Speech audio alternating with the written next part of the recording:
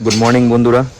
আজ সকাল সকাল চলে এসেছি ডাউকিতে। কাল রাতে ছিলাম আর সকাল সকাল বেরিয়ে পড়েছি হচ্ছে এশিয়ার সব থেকে ক্লিনেস্ট যে ভিলেজ সেটা হচ্ছে মাউলিলং। সেই মাউলিলংয়ে এসেছি। পিছনটা দেখো, এই পিছনটা পুরোটা পার্কিং লট আছে, পুরোটা। আমি ওখানে আমার বাইকটাকে পার্কিং করে দিয়েছি এবং এখানে এন্ট্রি ফিজ আছে 50 টাকা পার হেড। তো আমাদের দুজনের জন্য 100 টাকা নিয়ে নিয়েছে। তো টিকিট কেটে ভেতরে আপাতত ঢুকে গেছি। এখন পুরোটা আমি ভিজিট করব আর দেখব কতটা ক্লিন। শুনেছি ক্লিন, আর দেখে তো মোটামুটি খুবই সুন্দর লাগছে। তো চলো দেখা যাক। এই যে বন্ধুরা, ওয়েলকাম টু মাউলিলং। এখান থেকে পুরো গ্রামের ভেতরটা, হ্যাঁ গ্রামের ভেতরটা আমরা ঢুকবো। এবং দেখো এখানে লেখা আছে God's own garden, cleanliest village in Asia. দেখো এটা একটা গ্রাম বন্ধুরা, জাস্ট কতটা ক্লিন, কতটা সুন্দর। ওই পাশে কি আছে দেখি, এখানটা মনে হয় পুকুর ফুকুর কিছু একটা আছে মনে হচ্ছে।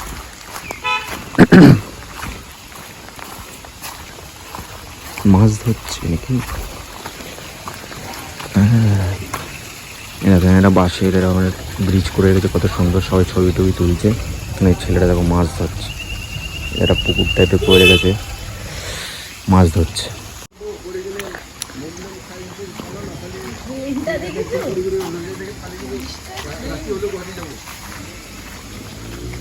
ড্রেনটাও দেখো কত সুন্দর ড্রেন, বুঝেছো? এগুলো গাড়িগুলো গ্রামের লোকেদের, ভেতরে তার লোকেদের গাড়ি। এখানে আউটসাইড মানে ট্যুরিস্টের গাড়ি অ্যালাউ নেই, ট্যুরিস্টদের গাড়ির জন্য পার্কিং ভেতরে। বন্ধুরা বন্ধুরা হাঁটতে হাঁটতে একটা জিনিস দেখলাম। এখানে যেমন সব কিছু ন্যাচারাল জিনিস দিয়ে তৈরি। বেঞ্চটা দেখো কাঠের, মানে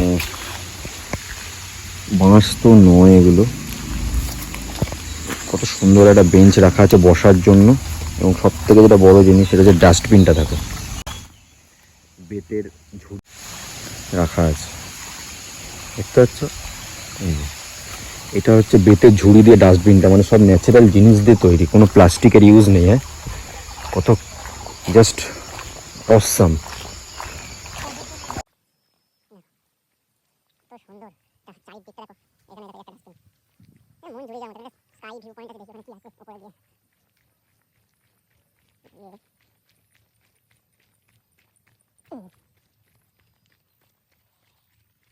বন্ধুরা দেখছো তো কত ক্লিন একটা জায়গা। হ্যাঁ, মানে একটা খুব সুন্দর একটা জিনিস আমি দেখতে পাচ্ছি, যেটা হচ্ছে বাঁশের একটা কিছু জিনিস দিয়ে তৈরি কিছু একটা। তোমাদেরকে দেখাই বন্ধুরা, এখানে যে স্কাই ভিউ পয়েন্ট আছে, তো এখানে 30 টাকা করে পার হেড নয়। আমি এখন উপরে যাব। তো সিঁড়ি মোটামুটি এখানে কাঠেরও নয়, কংক্রিটেরও নয়। এতদিন আমরা যে ওয়াচ টাওয়ার সুন্দরবনে যেতাম, সেই ওয়াচ টাওয়ারে যেতাম, সেই ওয়াচ টাওয়ারের সিঁড়িগুলো কিরকম হতো, সিমেন্টের কংক্রিটের। এখানে সিঁড়িগুলো দেখো বাঁশ আর গাছের যে শিকড় বাকড় দিয়ে বাঁধা। ঠিক আছে, দেখো আমি উপরে আস্তে আস্তে ধরে ধরে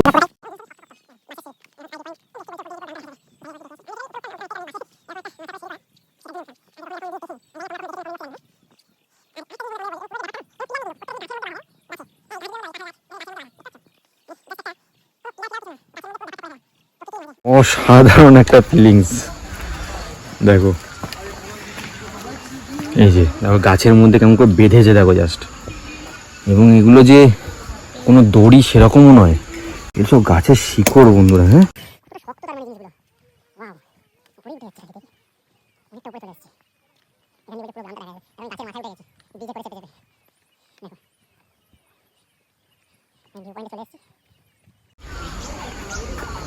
এই হচ্ছে ভিউ পয়েন্ট। সেটাও পুরোটা গাছের মধ্যে। দেখো গাছ, অসাধারণ একটা জিনিস। লাইফে প্রথমবার এরকম একটা জিনিস দেখলাম। এবং ওখান থেকে পুরো ভিউটা দেখাচ্ছি পুরো গ্রামের। দেখো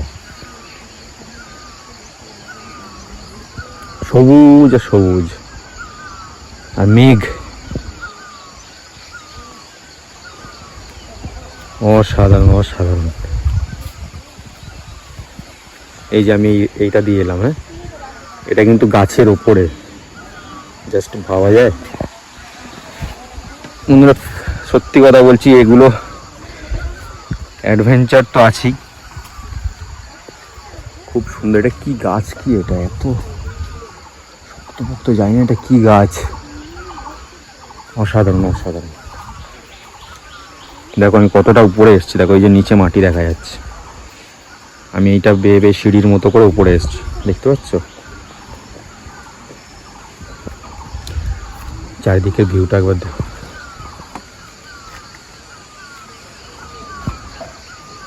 কতটা শান্ত পরিবেশ, পাখির আওয়াজও পাচ্ছি, পাখি কি পাখি ডাকছে জানি না। আমি এবার নিচের দিকে যাব বন্ধুরা।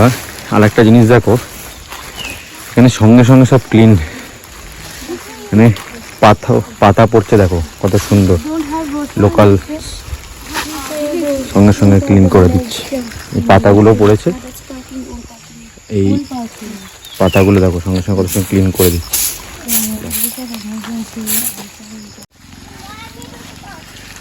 গ্রামের ভেতরে একটা ছোট চার্চও আছে, এই যে চার্চ, কত সুন্দর একটা পরিবেশ।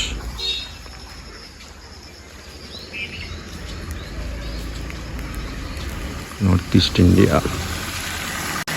দেখো আবার শীত আসবে। ছোটো ছোটো বাচ্চাগুলো দেখো কত কিউট কিউট, ছোটো ছোটো বাচ্চাগুলো স্কুলের ড্রেস পরে হাঁটাহাঁটি করছে। এই গ্রামটা মনে হচ্ছে পুরোটাই খ্রিস্টান কমিউনিটি থাকে।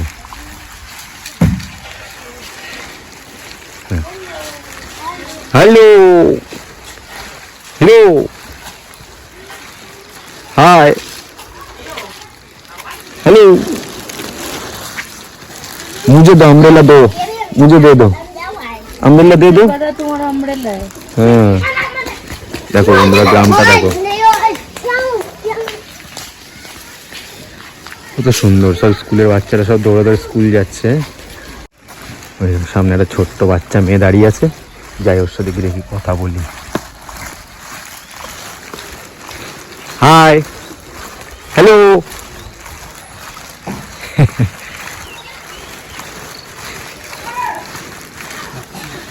What's your name. এই ভয় পেয়ে গেছে আমাকে, লজ্জা পেয়ে গেছে। দেখো বাড়িগুলোর বাইরেটা কত সুন্দরভাবে সাজানো, লোকাল মানুষরাও হাঁটাচলা করছে। যত ভেতরে ঢুকছি গ্রাম আরো তত সুন্দর হচ্ছে।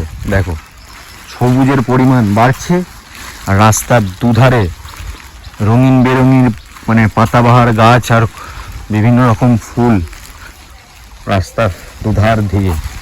এরকম একটা ছোট বসার জায়গা, এটা খুব সুন্দর, তাল পাতা না কি পাতা কি জানি, কিন্তু ছাউনি করা কত সুন্দর। দেখো পুরো টোটালটাই না একদম প্রকৃতির জিনিস দিয়ে তৈরি। দেখো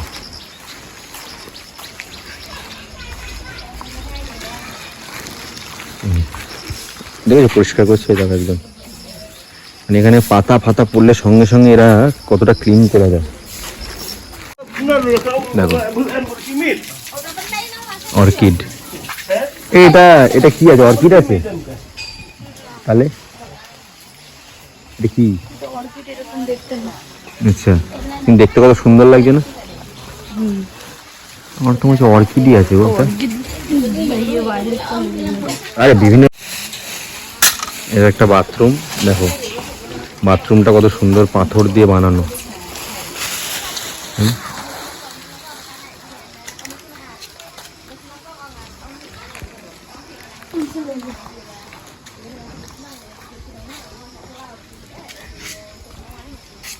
বেশ একদম, হ্যাঁ না কোনো ট্রাফিক হর্ন, না কোনো গাড়ির প্যাঁপু আওয়াজ, না চিৎকার চেঁচামেচি।